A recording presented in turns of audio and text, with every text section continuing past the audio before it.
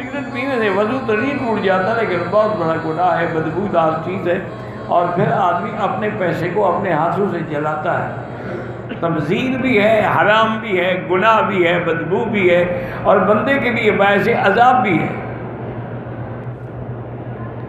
ائمہ اربعہ کے نزدیک جو ہے نا جی، امام ابو حنیفہ رحمۃ اللہ علیہ کے نزدیک تو جمعہ سے پہلے 4 سنتیں جیسے ظہر سے پہلے ہیں، لیکن بعد میں 2 کے بجائے بھی 4 سنت ہیں۔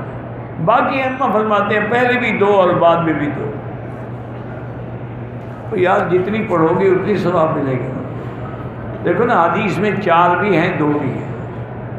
اب ٹھنڈے دل سے جھگڑا نہ کیا کر، اب جس نے 4 پڑھی تو دونوں حدیثوں پہ عمل ہو گیا، 2 والی پر بھی اور 4 والی پر بھی، اور جس نے 2 رکعتیں پڑھی تو 4 والی حدیث پر تو عمل نہ ہوا نا۔